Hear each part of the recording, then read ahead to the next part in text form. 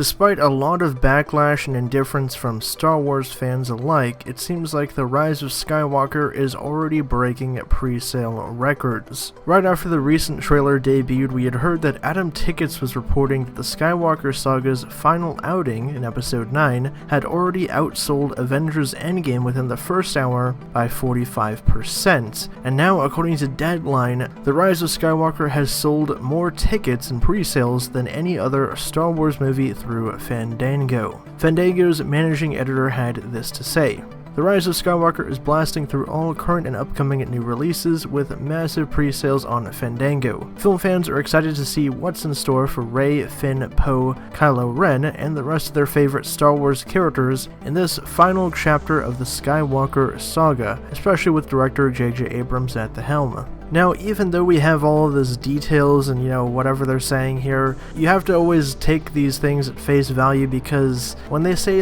pre-sales and they're breaking all these kinds of records, pre-sales don't really matter all that much in the grand scheme of things, and we have seen that in the past, pre-sale numbers have also been skewed. Remember when Solo: A Star Wars Story was tracked to open at 170 million, and that pre-sales were outpacing Black Panther and Avengers Infinity War? Well, obviously that didn't happen. The movie bombed, and all is said and done, and that's a whole other story for another time. But always with these pre-sales, most of the time you have to kind of look at them and temper your expectations, because generally pre-sales are the most die-hard fans that want to see these movies within the first weekend, and general audiences probably will show up and stuff, but you always have to kind of take these things with a grain of salt, because pre-sales doing X or Y might not actually mean all that much in reality. And the whole Adam Tickets thing got blown way out of proportion, because Adam Tickets is an up-and-coming service that's nowhere near the level of Fandango, and everyone was going off on these headlines like, it's outselling Avengers Endgame, but you have to look at the fine print and say that it was only within the first hour of tickets being sold. And again, like I said, Adam Tickets is a smaller service, and the bigger services at the time were actually locked up or having issues, so people had to actually go and use Adam Tickets that normally